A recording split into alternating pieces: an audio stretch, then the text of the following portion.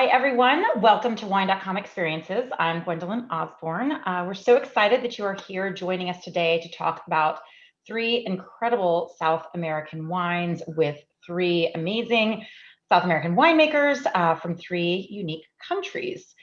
Thank you to everyone who submitted some questions beforehand. We definitely took those into consideration and kind of have put them through our conversation today. So hopefully we'll get all those questions answered. If you did purchase the wines ahead of time, fantastic. Go ahead and get those open. Please get them into some glasses if you can.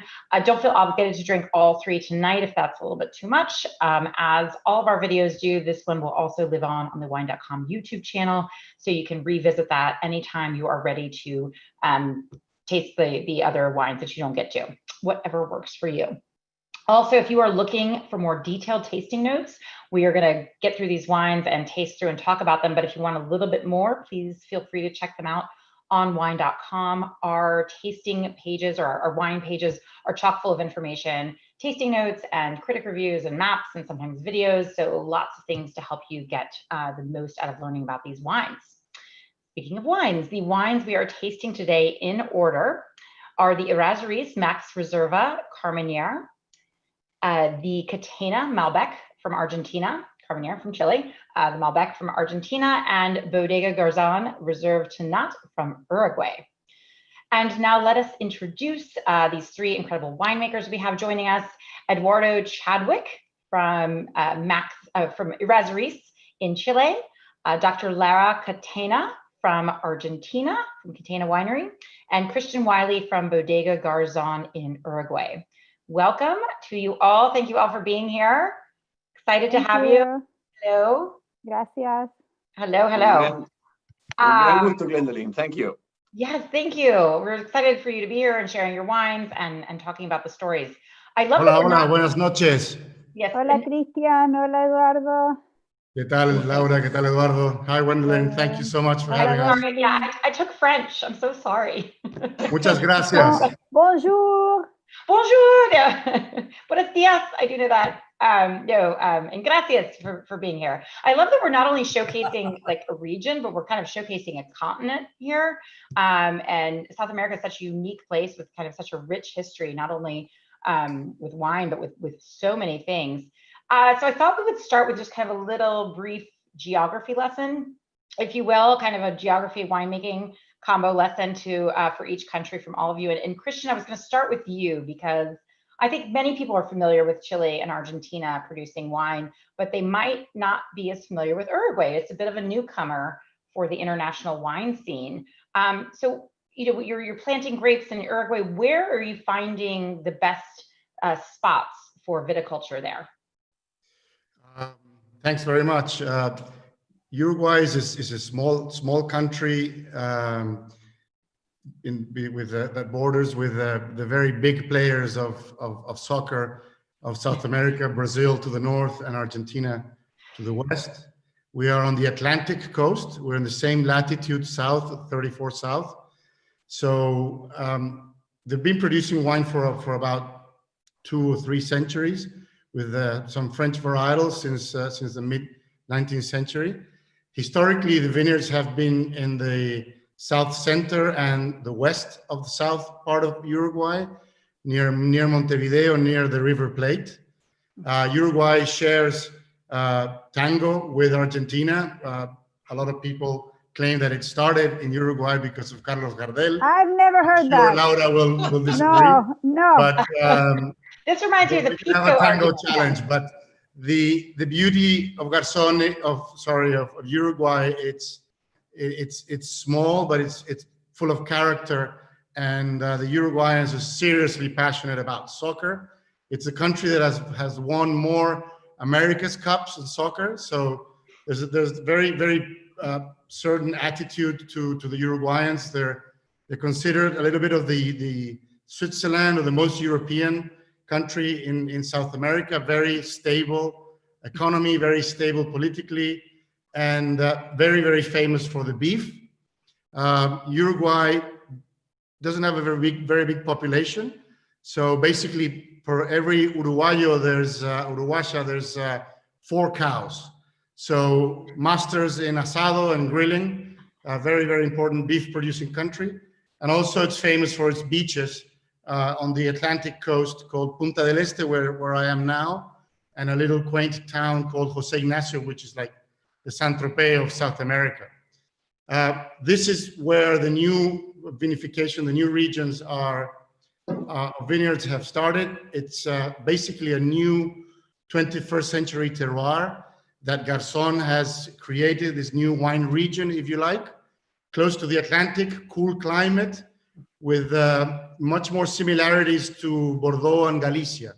So I went to university, I studied winemaking in UC Davis. I've made Carmener in Chile and Malbec in Argentina. And I can tell you, Uruguay is very different. It's much more in the lines of Bordeaux or Bolgheri. So you'll find wines with very nice natural acidity that are now coming to become very, very well known also for travel and luxury. It is off the beaten path, but we're coming in pretty strong. Yeah, that's great.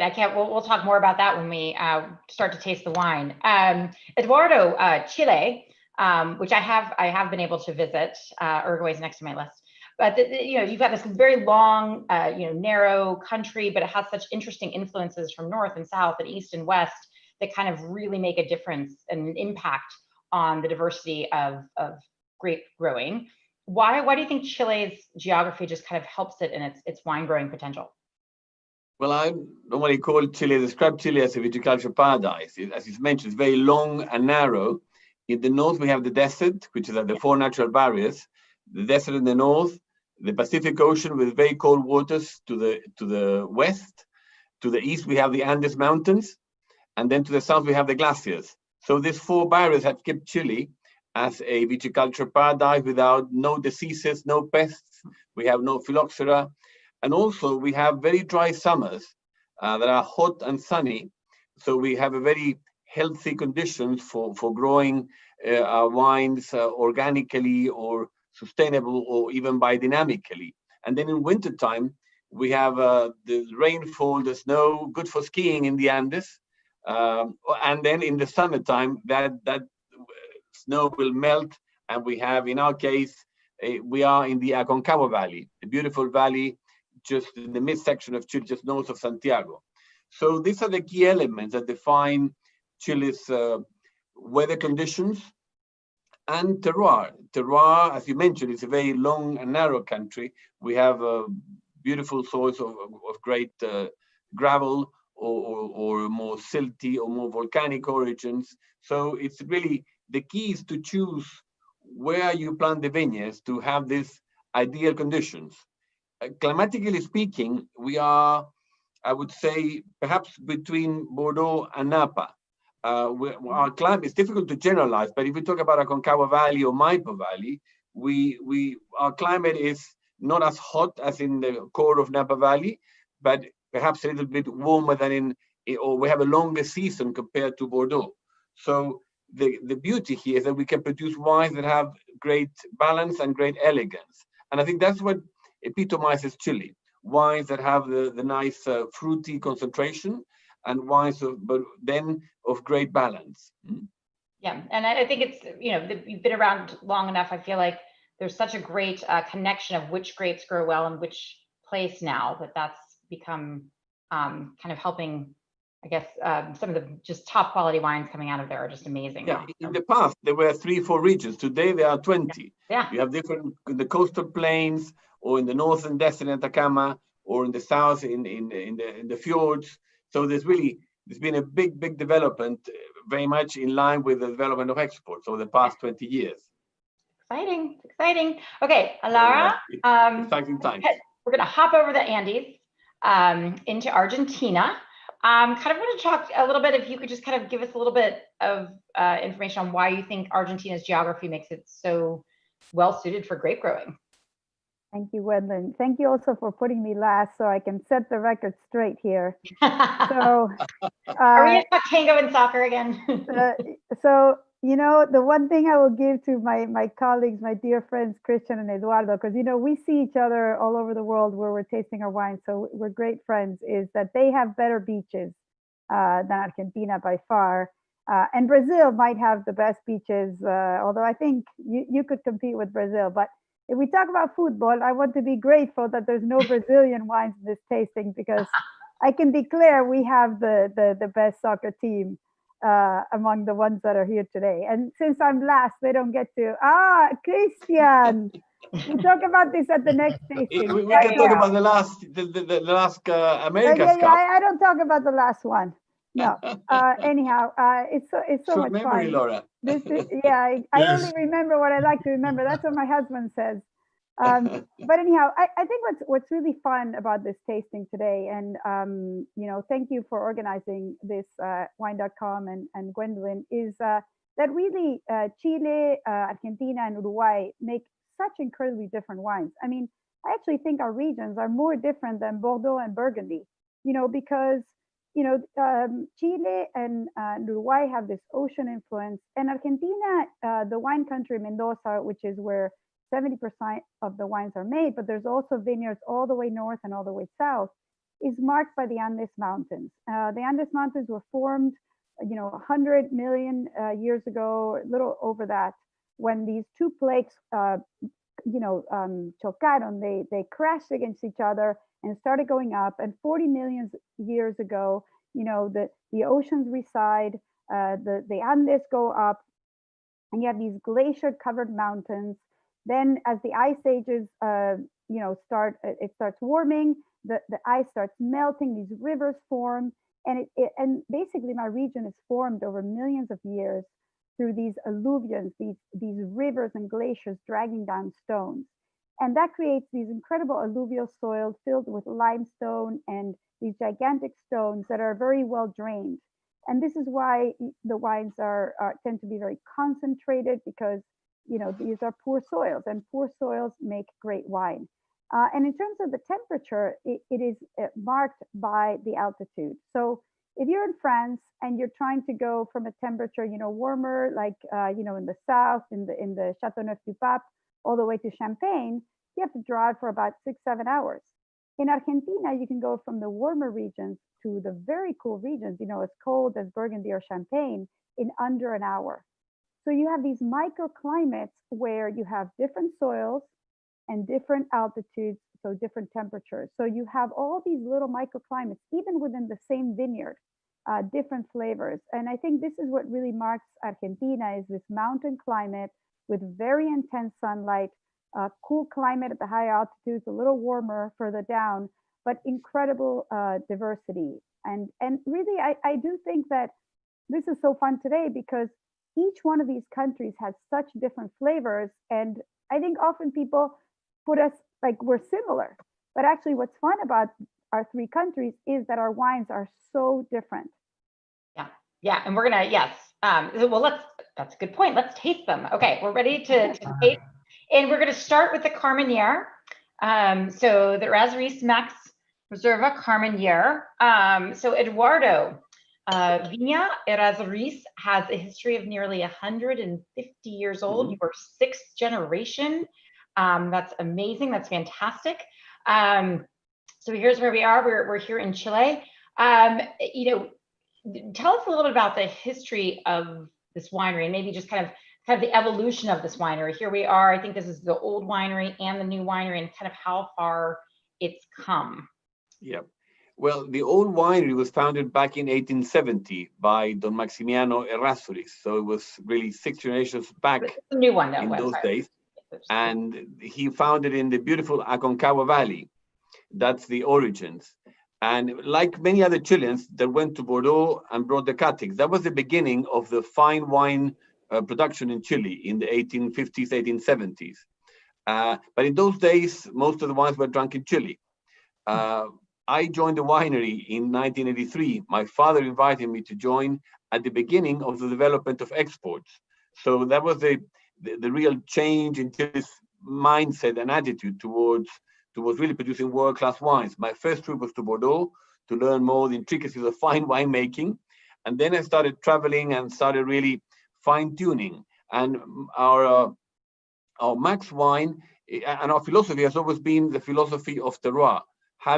We have different vineyards in the Aconcagua Valley from the coast inland, And the picture you were showing is the Don Maximiano estate, which is facing the old winery. And then we have 7 plots that are called the Max. And this Max Carmenere comes from one of these. So this has been the history of the winery. And from the beginning, we have tried to put Chile in the map in the fine wine. I think Chile has been known since for the past 30 years more as really very nice drinking wine, affordable wines. But the philosophy of Errazuriz was to really demonstrate that we could put our wines at the top in the company of the best regions of the world, to place Aconcagua and Maipo valleys amongst Napa, Bordeaux, and the key wine regions. So that has been my mission, I would say, my vision, but I've been trying very hard.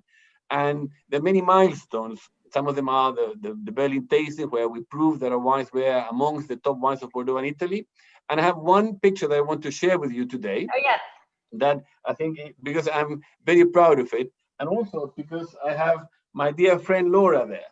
So in here, you can see Laura and me receiving the Robert Parker Extraordinary Winery Award a few years ago. So Laura, this is to you. That's why I'm showing it. You look beautiful. Salud, I'm drinking your wine and it's fantastic. Yeah. And I've got Christians lined up. I know. Laura's lucky. She's got all 3 of the wines lined up. But I know you're all very Yes. with each other's wines. Yes. So Errazuriz and Zapata were selected that year as the best of South America. So, but that's the philosophy that we have. That's what we've been trying to do, to put Chile at the highest level of quality and recognition. Today, we're tasting Carmenere, and Carmenere is a grape variety that... Wait, tell me how to pronounce it? I'm sorry. I guess I say Carmenere, and you say it so much better. What? Well, in Spanish, we call it Carmenere, but it's Carmenere or Carmenere. Okay. Yeah. I've seen so many, But it's a grape variety that's native from Bordeaux. It was really planted, and it was part of the Lafite, the Mouton, the top wines of Bordeaux, always had a percentage of Carmenere.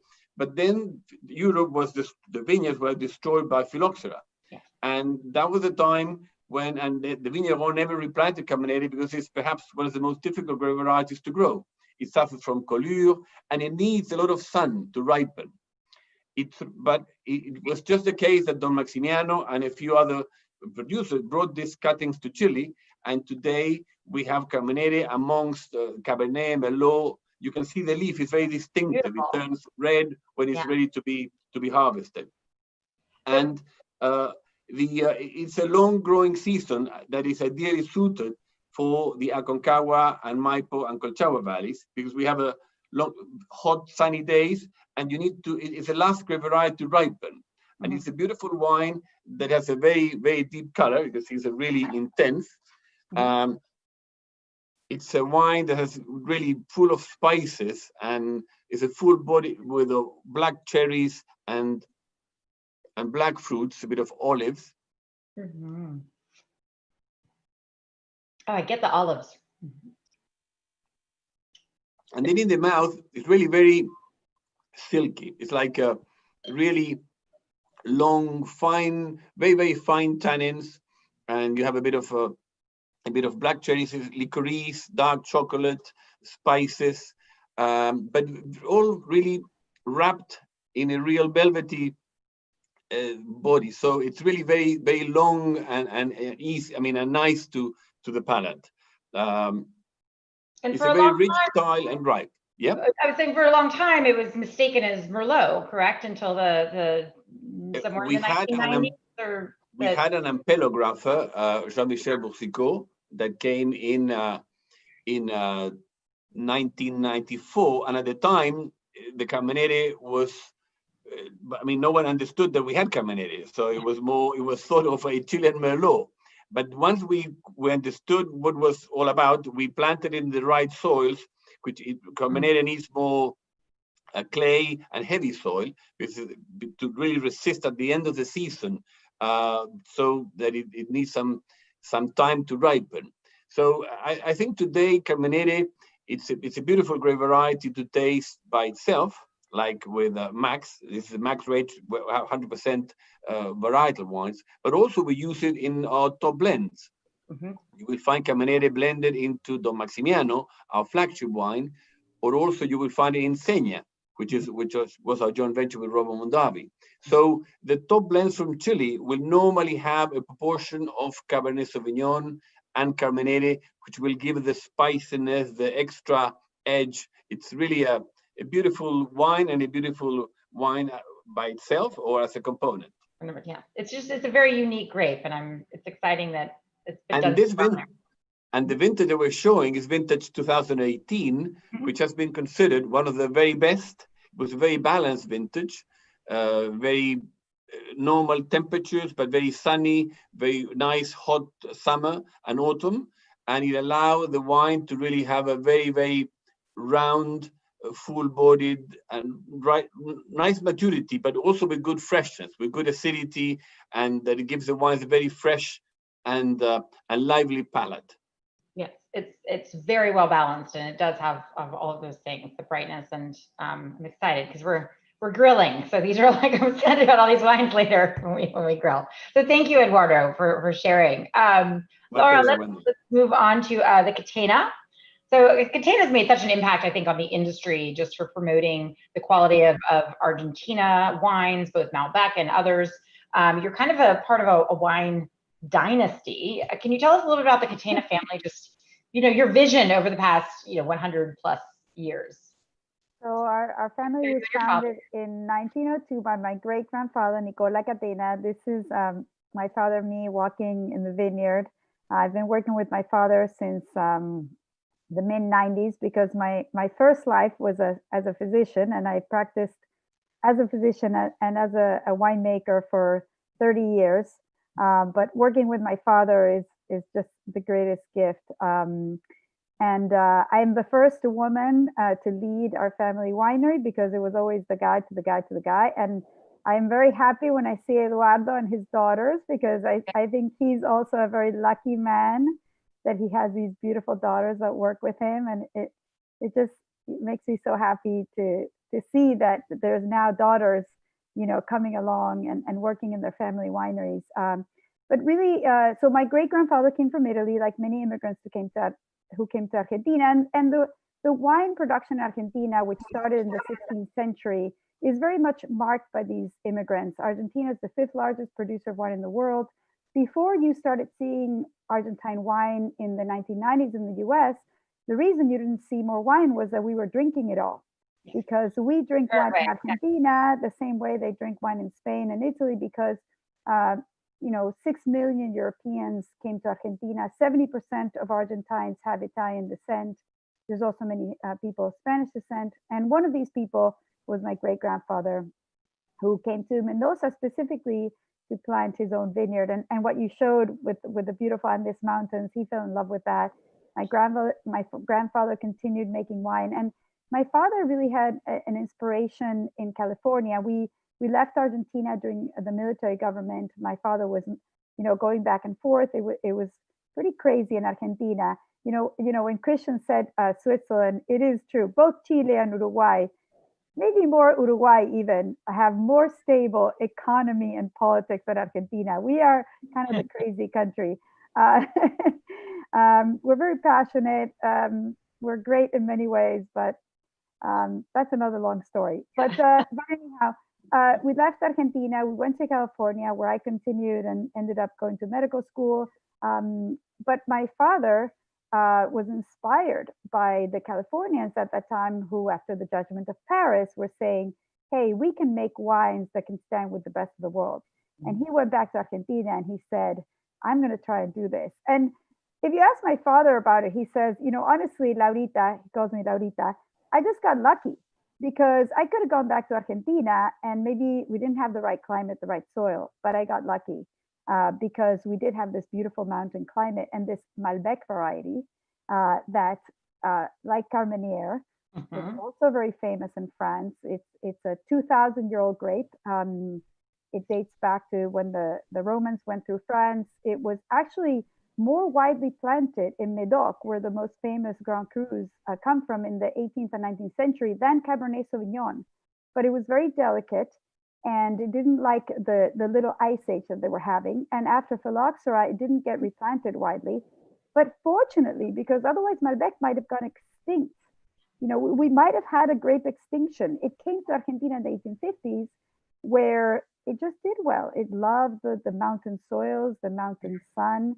And, you know, as my father says, I got lucky. You know, this variety did so well in Argentina. And, you know, it's just exciting that because of what my country, what my family has done, we have been able to bring this variety back to life. And today, my country is famous for this variety Malbec that is so delicious that we're drinking today. And I do want to say, I want to make one little toast for my friend Aviva Zygmunt, whose husband, she's a doctor, we trained together, and her husband bought her this tasting for her birthday. Aww, so Aviva, happy birthday. And I'm so happy you're meeting my friends, Eduardo, Christian, and Gwendolyn, because, you know, happy birthday, Aviva. She's one of my dearest friends. That's wonderful. And happy birthday to anybody else whose birthday there is. Sometimes we get people on the questions to say, it's my birthday. It's my birthday. That's what I got for my birthday. So happy birthday to anybody who's having a birthday. Yes, happy birthday. Your friend. So yeah. Yes, and to anybody who got this as a gift, I actually got the little package, and I felt like it was my birthday because, you know, I'm drinking Eduardo and Christian's wines, which I drink less often than my own wine. So, you know, it's this beautiful variety that came to Argentina. We are a very wine drinking culture. It's the national beverage of Argentina, wine. So we drink wine with lunch and dinner. I mean, sometimes just with dinner. And this Catena Malbec is very, I call it our Chanel number 5 because we work really hard to make this wine perfect every year. It's a blend from 3 different altitudes, but the Masal selection planted in these vineyards is pre-phylloxeric. So it came to Argentina before phylloxera. So it's very diverse. It has these small, very small bunches. This kind of Malbec does not exist in France or in the old world anymore. They mostly planted more productive Malbec. And so I actually like to say that for Malbec, Argentina is actually the old world because we plant our vines ungrafted like they do in Chile, you know, without American rootstocks. And we have these plant selections that have been lost in Europe. The wine has a beautiful, you know, a little mix of black and red fruit. It has some violets, florals that come from the cool climate and the high altitude. Malbec is very, very rich, but always has a smooth palate. If you taste it, you get a great concentration, but there's nothing bitter about the wine or astringent. And that is why it was always blended with Cabernet Sauvignon in Bordeaux, because the Cabernet was so tannic, it needed the Malbec. But in Argentina, it makes a very beautiful complex wine on its own. Yeah, no, this is beautiful, and I know that you and Eduardo both take Carmenere. Like Eduardo was saying, he has the Sena, which was a partnership with Robert Mondavi. You have Caro. Yeah, we have a partnership with Rocha Lafitte. Yeah, which we tasted with Saskia about a month ago, and so yeah, I mean, I love that the Cabernet is still important in all of these areas. And there's another woman making history, Saskia. There you go. There you go. That's all about I have 3 daughters. I'm all about the daughters. Let's just. Well, I actually have. I have 4, so I. Oh, you beat me. Okay, you win. Good luck. Wait, Two of them already in the business. Eduardo, did you know that men who have 3 or more daughters live 5 years more than men who don't have 3 or more daughters? Well, I'm going to live 20 years more, 5 for each of them. Yeah, that's right. Just more gray hair, but you'll live longer. Anyway, well, this is, I mean, yeah, this is beautiful. I love the texture of Malbec from Argentina and the kind of rich, that berry, that cherry, that plum, the almost sometimes there's a chocolatey note that I really like that comes through. Yes, there is always, but you know what? That is not coming from the oak. If you have unoaked Malbec, you still get that. It's typical of the variety. Yeah. That's beautiful. Well, thank you for sharing. It's absolutely beautiful. We love this wine. Okay, we're going to try some Tannat from Uruguay. So Christian, we're moving into Uruguay. I want to talk a little bit about inspiration for the winery. You know, this is Bodega Garzon. It's kind of the most well-known. I think you've done an amazing job of just getting Uruguay wine here into the States, you know, it's wide, it's available, people can find it, they can see it. Here's your gorgeous winery, it's on my list now to visit. But what was kind of the inspiration behind Bodega Garzon? Oh, thank you very much for you we just said. It's wonderful, pretty much virgin territory. What you see on the picture on the horizon is the Atlantic Ocean. And going back to what I was saying, that's right where Punta del Este and Jose Ignacio beaches are. There's a reason why I am in Uruguay. I married a lady from Uruguay, my wife. So I also have to deal with women, and my hair is not just white, but it's long. It takes a little bit of patience. But if you can put back that picture 1 sec. Okay. There we go. So basically, what happened was this Riviera of South America, Jose Ignacio is part of the Garzón municipality. Inland, just 10 miles, you have the little town of Garzón, which became very famous because Francis Malman went there and opened up his go-to, you know, foodie lovers restaurant.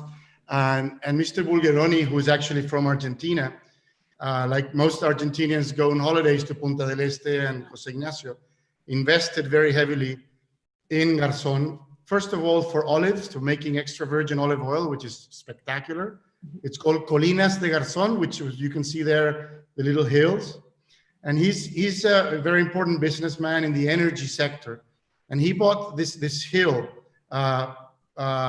basically a granite rock, a boulder for windmills. And his wife, Bettina, kind of told him, you're not going to put windmills there. It's the view of the house. So, you know, this very domestic, romantic conversation ended up in him asking his agronomist, what can I grow in this, you know, massive boulder of rock with a spectacular biodiversity, with beautiful forest and capybaras and ostriches. It's just very, very lush. And the agronomist said, well, sir, the only thing that can survive there, facing the Atlantic, facing south, the winds, grow on the granite rock, is probably vines.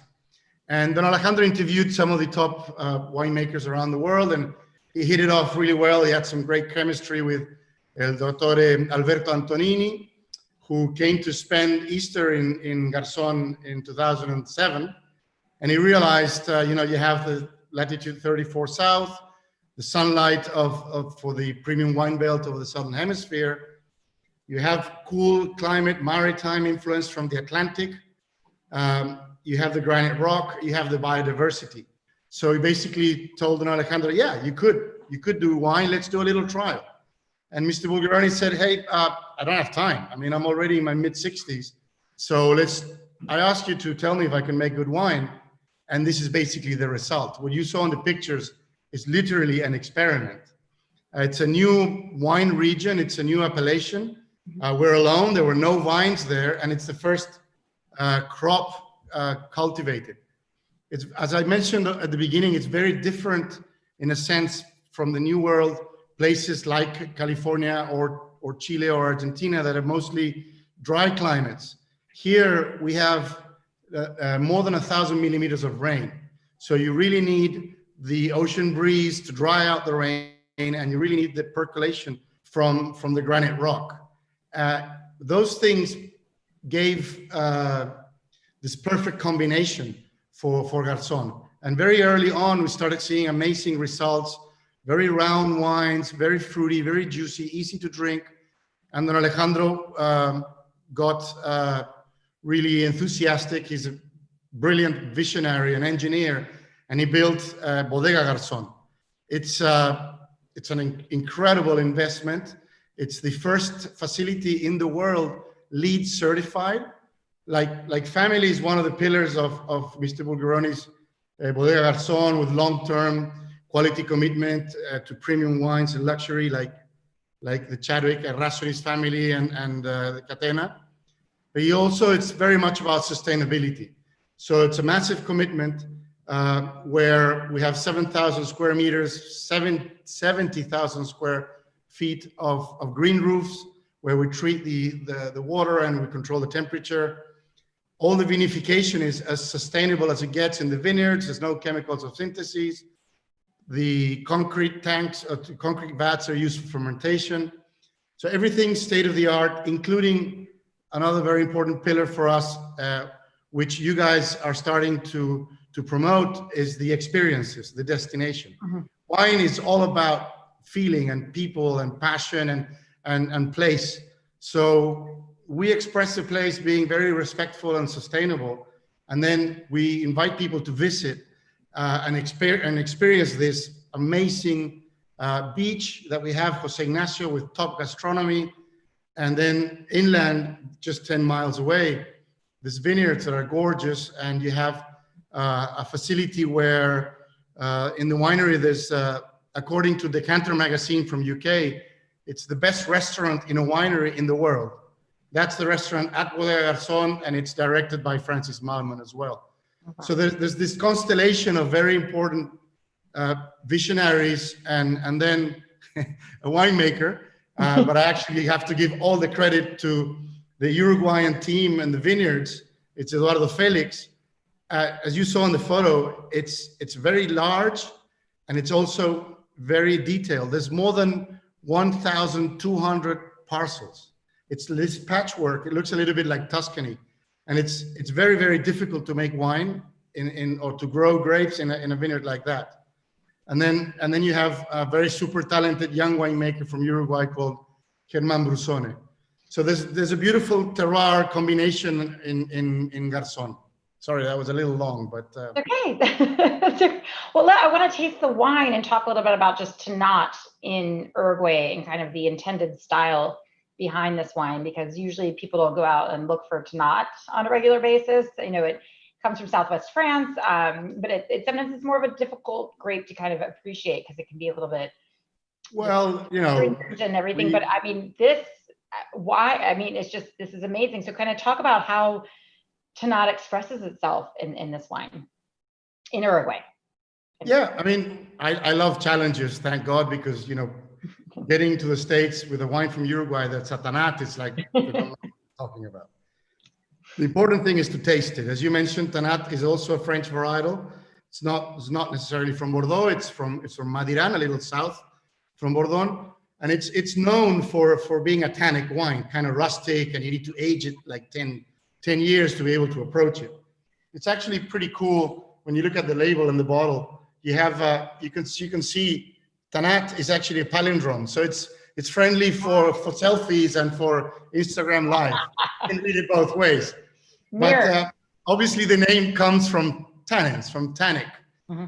It came to Uruguay in the 1850s, and I think it's a little bit of a survival of the fittest, where every single year you can get good wines out of Tannat. But also in Uruguay traditional regions, it was still a little, you know, tannic. Here in Garzón, we have been able to tame those tannins because of, as I mentioned, the beautiful natural acidity, the wind coming from the ocean. On the hillsides facing north, we get enough sun to ripen the grapes properly. You got to be careful to pick when the seeds are lignified. They'll be crunchy when you bite them, and that means that you won't have too many green tannins. Grapes have a maximum of 4 seeds. Tannat always has 4 seeds, so you need to pick at the right time. The beauty of having so much concentration and polyphenols, it is actually one of the red grapes that has most polyphenols out there, and it's the one that they talked about in the French paradox. People in the south of France eating, you know, duck and foie gras and, you know, French fries or freedom fries, but they were healthy. They didn't have any heart disease problems. Tannat has 2.2 times more resveratrol than Cabernet Sauvignon. So for all the ladies out there that are super important and super focused about health, drink Tannat tonight, because it will get your skin better. It will look after the health of your husband, and you'll live longer. Some people say Tannat gives boys as kids, but I'm not sure about that. But basically, what you find in this glass, what you find in this Tannat Reserva, which is doing really well, is a wine that has beautiful balance. There is a lot going on. It's a big boy, but it's very fresh. It's very vibrant. There's very natural acidity, which is not the case necessarily on the drier climates. And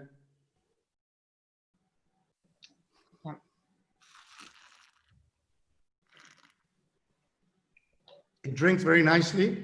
I actually have the 2018 bottle here. Some people in some states have the 18, the 17.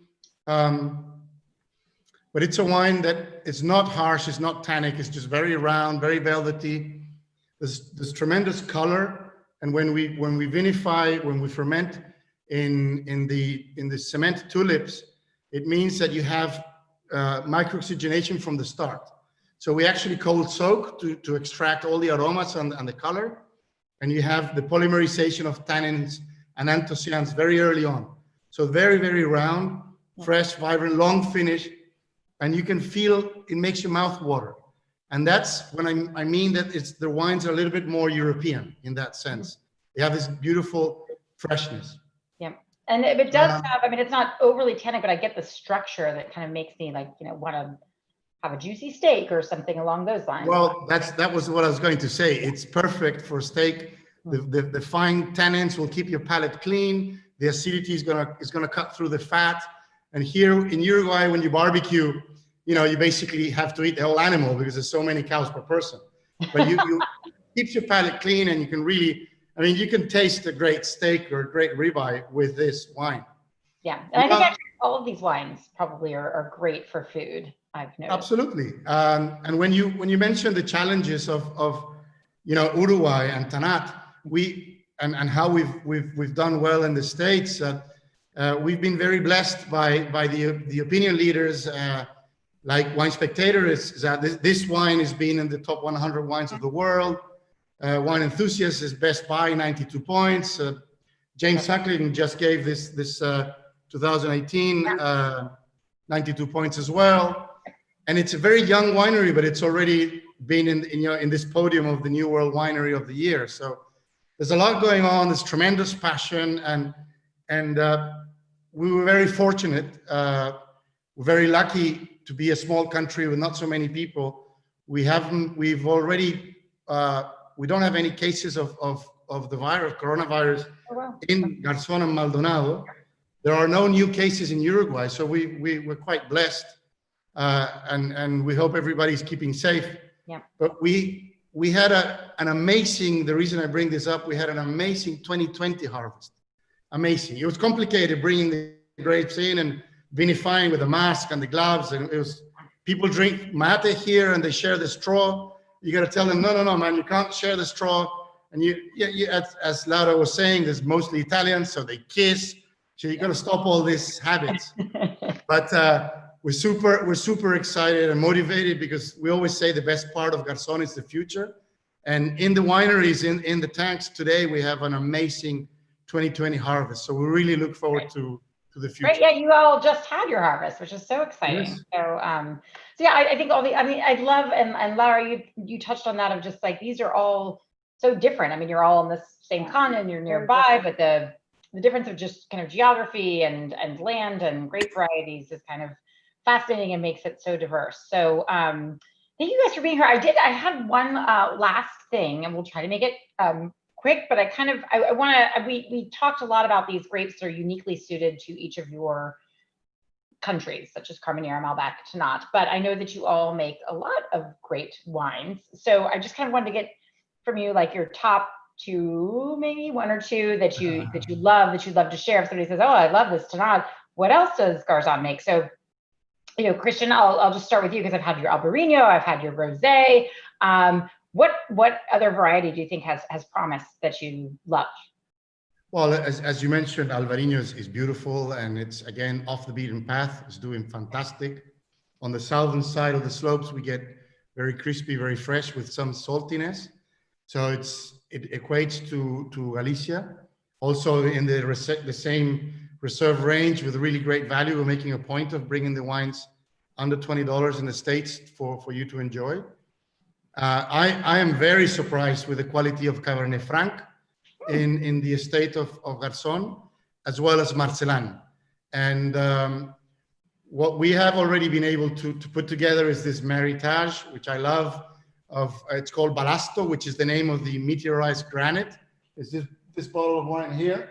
Oh. Belasco, and this is the first wine from Uruguay to make it into the Place de Bordeaux. So it has distribution through Negociants, and it's a blend. It's a blend of Tanat, Cabernet Franc, Marcelán, and Petit Verdot that it's just delicious. Fantastic. And we'll be able to find that here, right? At some point. You have it. Thank you very much. Yeah. Well, I'm sorry, wine.com has it. I also, I love your wine.com hat in the background. That's awesome. Oh. I just noticed that. That's great.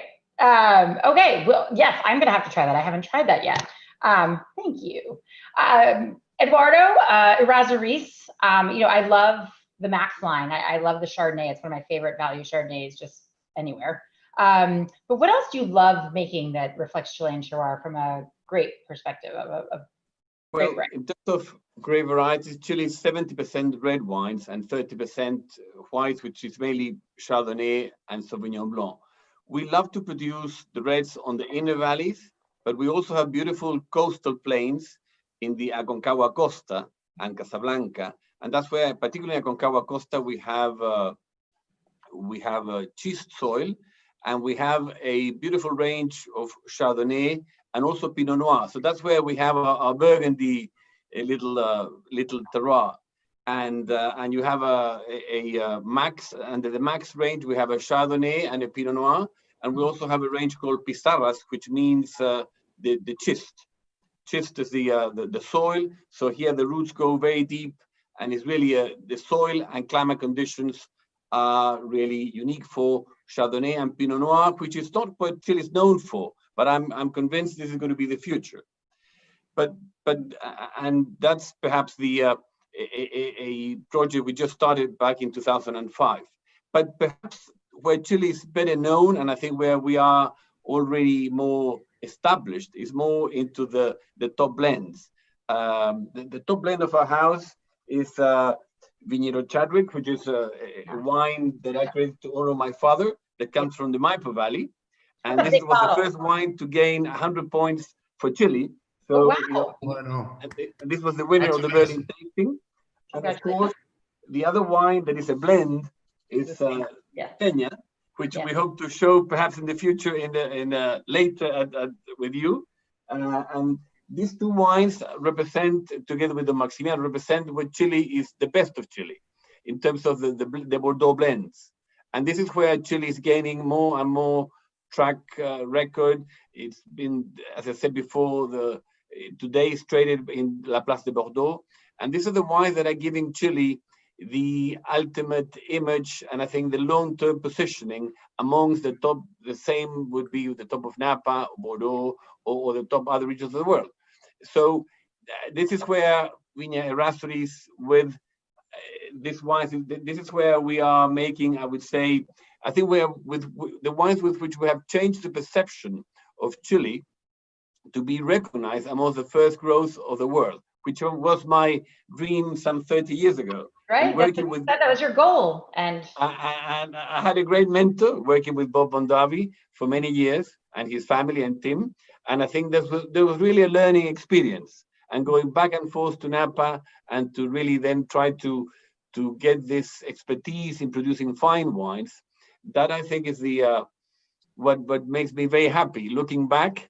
And so it's been a wonderful time for recognition for top Chilean wines. Good. So yes, well, I've had this before, not very often, but it is a phenomenal, fantastic one. So congratulations. So thank you very much, Wendelin, and to Michael for the opportunity of showing our wines with you. Really. Good. Thank you. And Laura, let me ask Laura one real quick before we sign off of what are you excited about? I mean, I know that you have a lot of different, I know that Malbec's great, but then the Malbec Cab blends that you do are amazing. Are there any other varietal wines you're Well, I think that Chardonnay from high altitude, limestone soils, really cool climate. We have these two wines, White Bones, White Stones. They consistently, since They everybody's make me bragging, swoon. They make me swoon. You know that. I'm going They're to brag. delicious. I like They're to pour very those good. wines. Very, very good. 99, 100 points for these wines, but still people don't know them because we make very little of them. But these wines are extraordinary. They have a flavor that I've never tasted before. So I think single parcel wines, kind of Burgundian style for Chardonnay and Malbec from altitude is something that you hopefully we'll see more of from Argentina. There's several other producers making incredible wines in the Uco Valley. I think Bonarda, are two sort of native varieties. They're not, Torrontés is native. It was actually born in Argentina. It's a very aromatic white, comes from Salta in the north. I think it's one of the best summer whites. It's kind of like our Albarino, delicious. It's floral, it's very floral. So floral, it's beautiful. I highly recommend it. We make some. And then Bonarda is a variety that came from Savoie, which is French, but it used to belong to Italy. So it's kind of French-Italian. And this variety blended with Malbec and sometimes alone from old vines, it's really exciting.